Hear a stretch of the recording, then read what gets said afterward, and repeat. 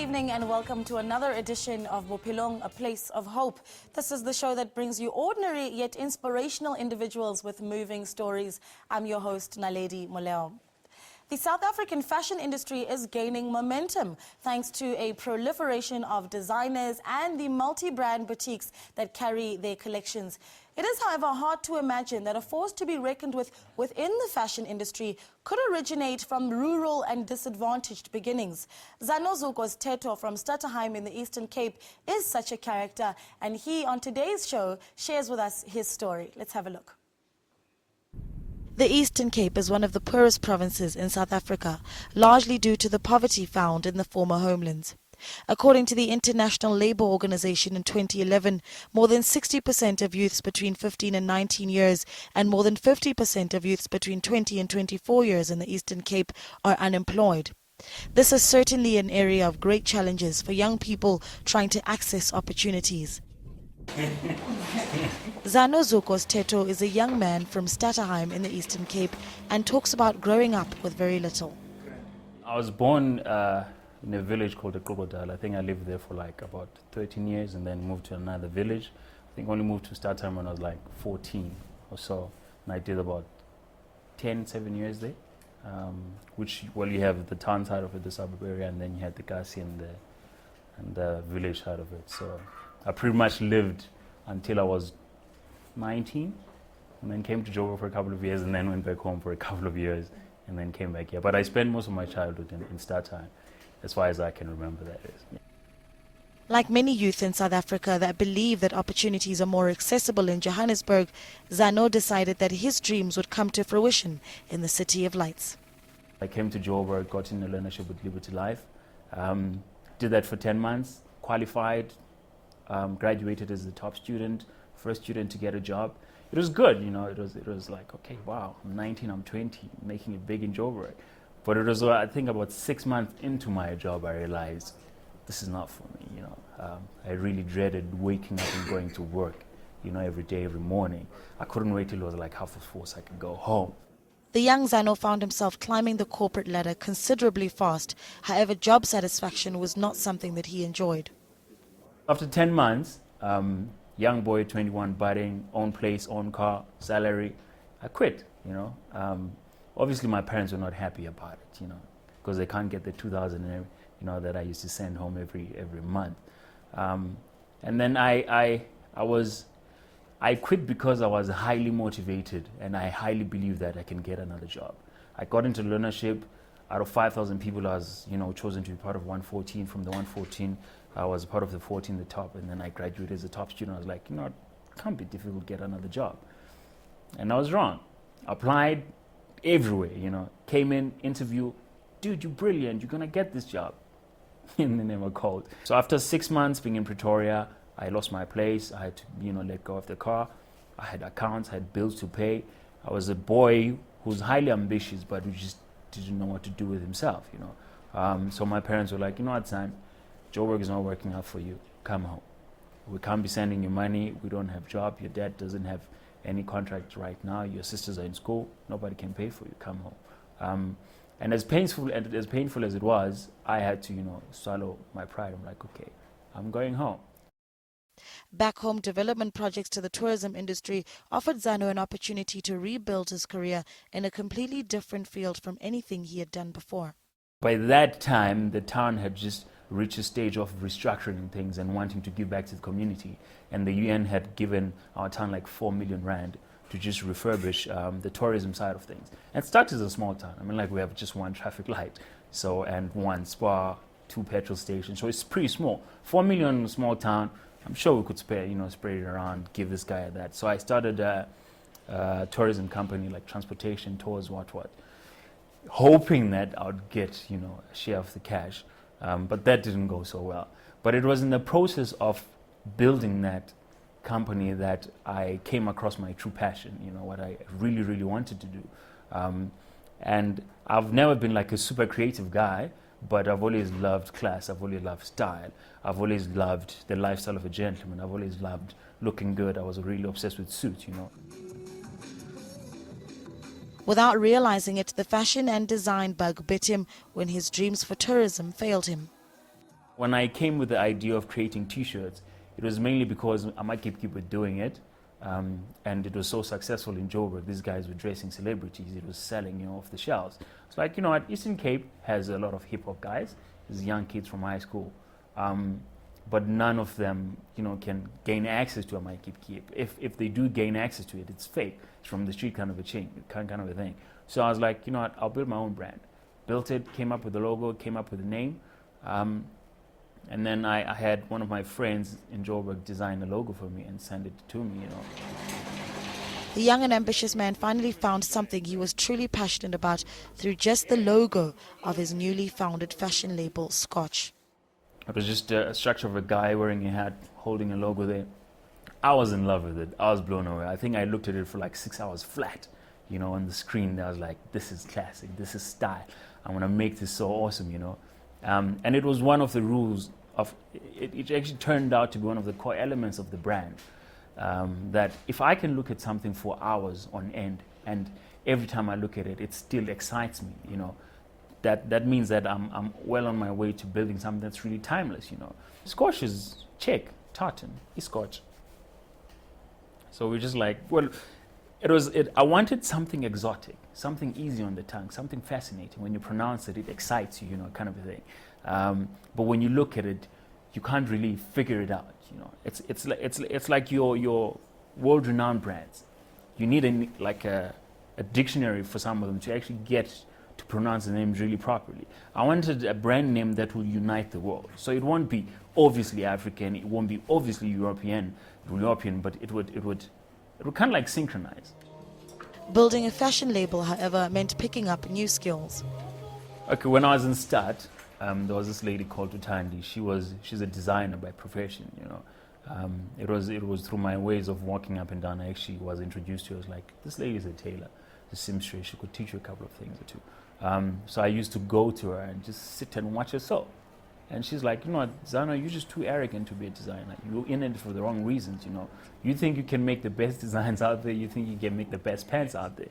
I remember when I first met her, I went there with like designs, I had pants that had no zips in front. And I'm like, you know what, you need to make this. This is the future. So like, how are people going to wear them if they, But I was so adamant. I was so sure that, this is the future, But I slowly got on the technical side of things. Like, okay, this is how you make things. This is how you wear them. This is a human physique, and this is fabric. You can only do so much, and I got on it. When the fashion label was up and running, the next challenge to take on was to get the attention of customers. I was so confident my brand was going to do well. I was like really, really excited. But truthfully speaking, if you look at the clothes we created 4 years ago, my God, and what we created, it was horrendous. It was crazy. We were doing harem pants. We were doing. It's crazy. People wouldn't relate to it. You wouldn't buy into it. Would Zano ever be able to perfect his newfound skill of creating tailored suits? And what would then be his plan? How would he build his dream of owning a well-respected and sought-after men's fashion label? After the break, we continue to follow the rise of Zano Zuko's Theto. Stay with us.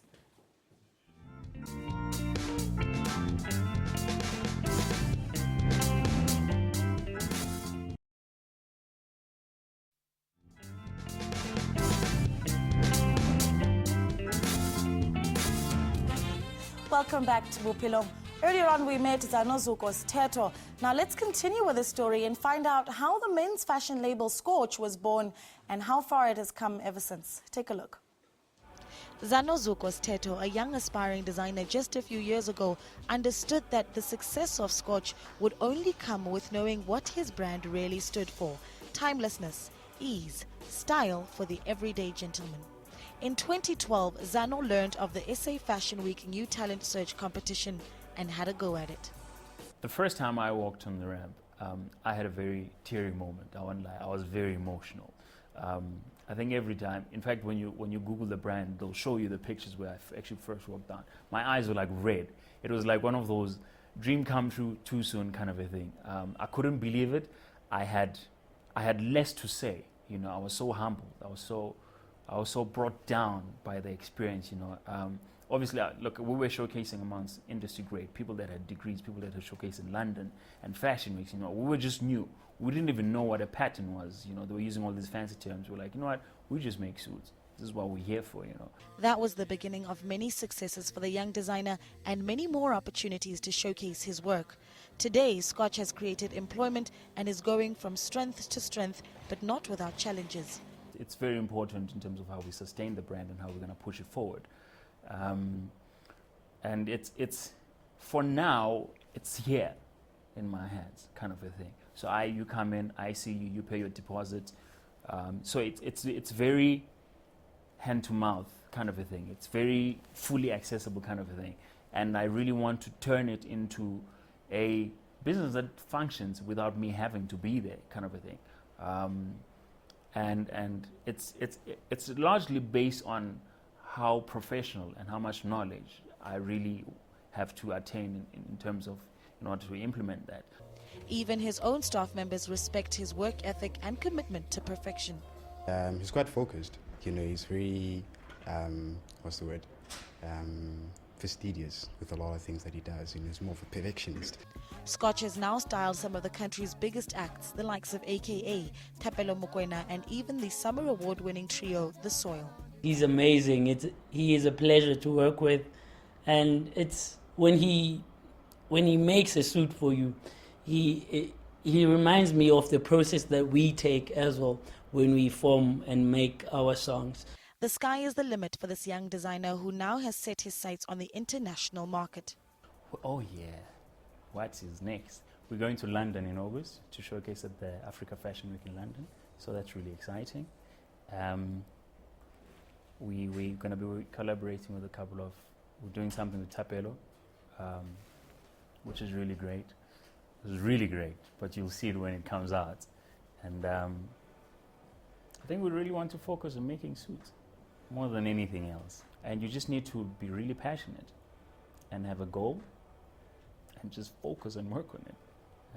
And just never settle for less. You set your own standard and you just chase it. When you achieve it, you set another one, you know. And it depends what you want to do. Some people will choose icons and want to be like those people. Others will be their own icon and just be great, you know. His latest collection, Strides of a Gentleman, has been described by critics as mature, sophisticated with a classic feel. Yet another proudly South African brand that proves that the arts and products of South Africa are something to be proud of. That certainly is a young man with drive. After the break, we talk about the growth needed in South African arts and what exactly we need to do to develop more artists like Zano. Stay with us.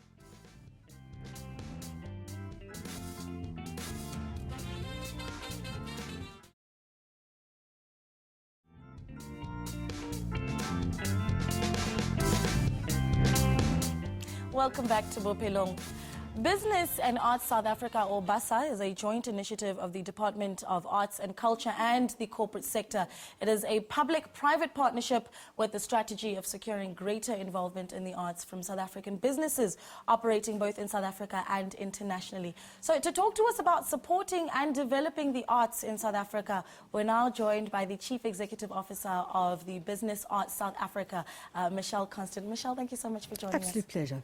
We were speaking about, we showed the clips of Zano Zukos Teto, a young designer coming out of the Eastern Cape, doing tremendously well. And before we actually started with the interview, you talked about the great scene of designers actually coming out of rural areas like the Eastern Cape. You know, there's a lovely young designer called Leduma Ngokolo who actually studied in PE and now works in Cape Town, but he comes from the Eastern Cape. And he works with knitwear. And he's doing incredible work as well and taking his work not just nationally onto the fashion kind of stage, but internationally as well. So it seems like there's a vibe that comes out of the area in the Eastern Cape that's really exciting. Well, let's talk about, the likes of Leduma, the likes of Zano, how much talent we actually see coming out of the very disadvantaged areas and the amount of support that they get. Being able to show at Fashion Week like Zano did this year, something that is going to cost him 16,500 Rand. It is not easy to break into mainstream arts. How do we start developing those that are coming out? I think that it's very much about focusing on the self. So if you look at the concept of asset-based development, which is around what are the internal assets, so what does the person have as assets, that's really, really important. So what do I mean by that? I think that it's absolutely crucial that we don't constantly look outside of our community and ourselves to say we need the support there, because that's very difficult to get.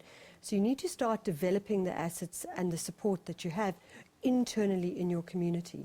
So one of the things that we talk about a lot at BASA, we have a very big education program, the BASA education program, and on that we focus around business skills.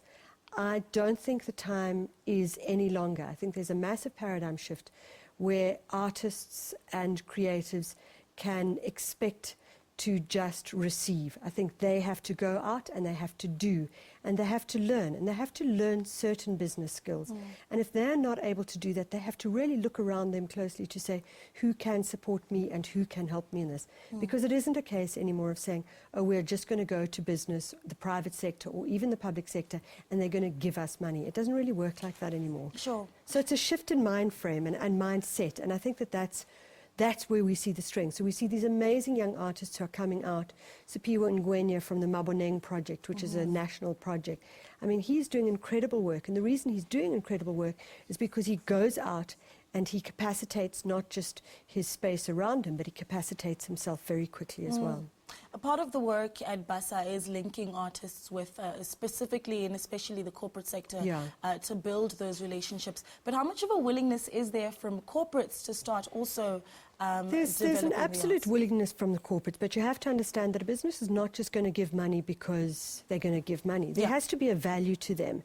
And I think a lot of creatives forget to try and understand what it is that they're offering. So it goes back to what I'm saying is, what is your own asset? If I go to you as a business and I've got an absolutely amazing project, I have to be able to tell you why this amazing project is going to help you. And it's not going to help you just because it's a great artwork. It's going to help you maybe grow your bottom line. Maybe it's going to help you in terms of your HR. Maybe it's going to help you in terms of BEE. Maybe it's going to help you in terms of marketing. But that needs to be understood. And that's why it's important for arts organizations and artists to rethink. So how BASA works is we don't just say, okay, I'm an arts project and I'm going to take you to a business. We don't do that at all. In fact, what we do is we say, we look at the arts organizations and we say, how do we upskill you so that you can go to businesses? And you're not going to just go to the MTNs and the really large corporates who are out there. You're going to look at the corporates that are closer to home, and you're going to look at the, you could go, for example, to a spaza shop, and you could say to the spaza shop, all right, give me 1,000 rand. And with that 1,000 rand, as the artist, you could come to BASA and we would give you another 500 rand. But that's only going to happen if you have actually made the link yourself and managed to sell what you have. It's not for BASA to go and sell the artist project because we don't know what the selling point is. Right. So what we're saying is you decide as the artist what the selling point is. Why is this valuable for business to give you money? What is business going to get out of it? And what are the skills that you need in order for business to do that? Yeah, I think you're talking about a level of proactivity. Absolutely, you've hit the nail on it. Passion and proactivity. Absolutely, and we talked about the business of the arts, and I think a lot of South Africans still struggle with that. A lot of artists still struggle with that.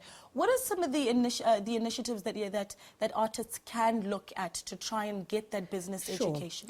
So, particular business and arts South Africa, we have the BASA education program. Now that is funded in part by the National Arts Council, National Lotteries, the British Council, and also RMB. And that is segmented into 3 areas. There's BASA Basics, which is for young organizations who haven't decided yet whether they're going to go for not-for-profit or profit, and we will help them make decisions around that. The second section is BASA Dynamic, and that's for organizations that are constituted and artists that are constituted, and we're then going to work with them around their business plan. And I'm putting business plan in a very broad sense of the word, because I think it's rubbish that everybody has to have a serious business plan, but they have to have something. They have to have a knowledge of where they're going to go. I mean, if you're starting here, here's point A, but where is point A going to be? Have a plan, absolutely. And then there's BASA Professional, which is really around professional organizations who are well constituted, who have a business plan, and who are looking at more strategic ways of thinking around what they do. So it's around sustainability. And sustainability is not just saying I have a big pot of money. Sustainability is saying I have a level of governance, I'm able to think with about succession planning, I'm able to think more strategically around my organization. So there are all those kinds of questions. So if you're an artist and you're saying, well, we want to go to BASA, what you would come to BASA and you would say is, do I fit into basics, do I fit into dynamics, and do I fit into professional? If you fit into dynamic or professional, we will find you a business mentor. So a business person who will come and mentor you in your procedure or your process as you go forward to becoming more professional in the process. And that's really, if I was like really talking to an arts organization or an artist, I would say that those were the things that were most valuable. It's not valuable to come and talk to me and say, give me money. We're not saying it's about fundraising. We're saying it's about friend raising. And if you don't know how to make friends, you're not going to get make money. Friends. Yeah, exactly. If you don't know how to make friends, you won't make friends. Yeah, exactly. That's it. Just as we wrap up, perhaps, the role of the arts in South Africa. We've got the Department of Arts and Culture. There's been the argument over and over again that we're not giving enough attention to the arts in South Africa. You know, I've been here, I've heard that argument for over 2 decades. Yeah. So I don't think that's an argument that's ever going to change. And frankly, it's an argument that I'm bored of, because I think that we are giving the arts attention. And I think it's important for artists to pick up the ball, to organize themselves, and to run with the ball. Having said that, I think a world without arts is simply a world without anything. There's this great graffiti that goes, the earth without art is just air, which means you would just take the art out of earth and it leaves you with the EH, which is really nothing.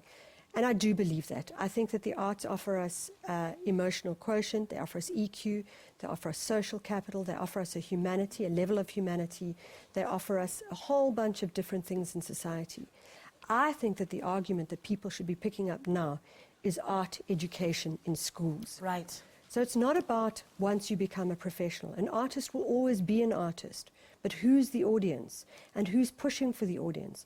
And that's only going to happen if you were educated in arts as a youngster. And it's really, really crucial, and I would stand up and I would fight for arts educations in schools above and beyond anything else that we do in the sector. All right, and if we'd like to follow some of the work that BASA is doing, just give us a website. Super easy, www.basa.co.za, and just give us a call. We love to hear from you. Michelle, thank you so much for joining Pleasure. us. Michelle Constant is the CEO of Business Arts South Africa. That brings us to the end of this edition of Bophelong. Remember, we're always keen to hear from you with your thoughts of the stories that we have brought to you, and do let us know of any other inspirational South Africans that you feel we should cover on the show. Email us on bophelong@sabc.co.za and tweet us. The handle is @Bophelong Show. Until next week, have yourselves a wonderful weekend.